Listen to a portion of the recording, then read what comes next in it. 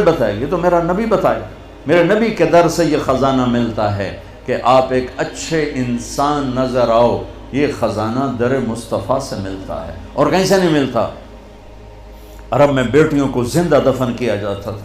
میرے نبی نے فرمایا جس کو اللہ نے 3 بیٹیاں دیں اس نے ان کو ڈولی میں بٹھایا تو جنت میں یوں ہو جائے گا.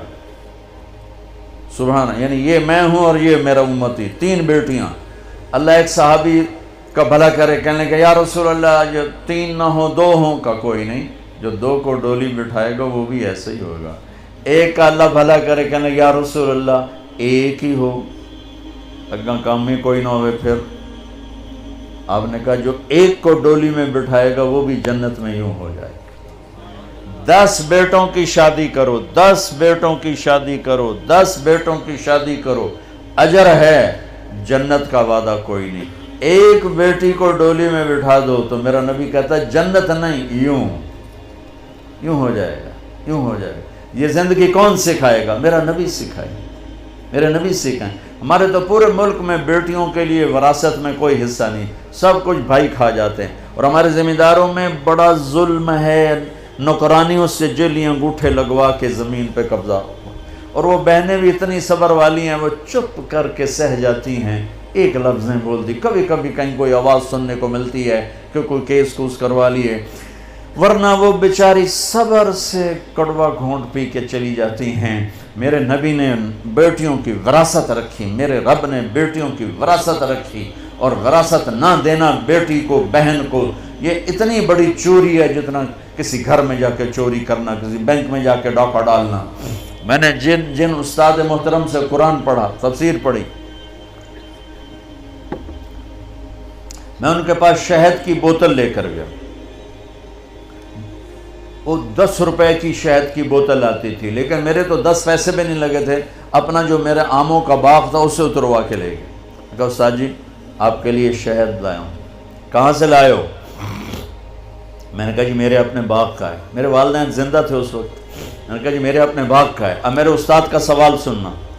فرمانے لگے تیرے باپ نے اپنی بہنوں کو زمین میں سے حصہ دیا تھا؟ یعنی جو میرے دادا کی زمین بنتی ہے اس میں میرے باپ اور بہنیں, اور میرے باپ اور ان کی بہنیں, یہ میری پھوپھیاں, اگر میرے باپ نے زمین میں سے حصہ دیا ہے تو یہ بوتل کا شہد حلال ہے, اور اگر نہیں دیا ہے تو یہ حرام ہے, میں نہیں لوں گا. یہ تھا سوال کا منشا. مجھ سے فرمانے لگے تیرے باپ نے اپنی بہنوں کو حصہ دیا تھا؟ میں نے کہا جی اللہ کا لاکھ لاکھ شکر ہے میرے باپ کی بہن ہی کوئی نہیں.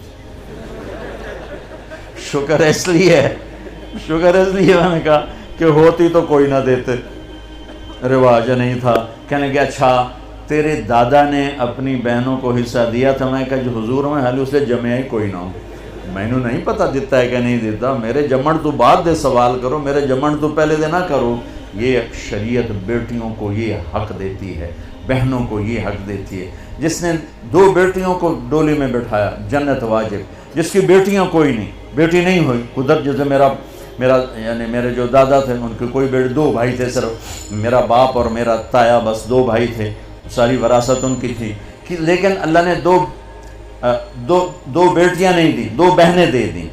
اس نے اپنی بہنوں کو بیٹیوں کی طرح پالا اور شادی کی اور ڈولی میں بٹھایا, اور جو باپ کی طرف سے حق بنتا ہے ان کے گھر پہنچایا. تو میرا نبی نے فرمایا کہ جنت میں داخل ہو گیا, وہ جنت میں داخل ہو گیا. کیا آپ چاہتے ہیں اپنے اور اپنے پیاروں کے لیے نیکی کا کبھی نہ رکنے والا سلسلہ؟ تو مدد کریں بہترین صدقے سے اور دیجئے پانی کا تحفہ ان کو جو اس نعمت سے محروم ہیں. اپنے صدقات اور عطیات MTJ فاؤنڈیشن تک پہنچائیں.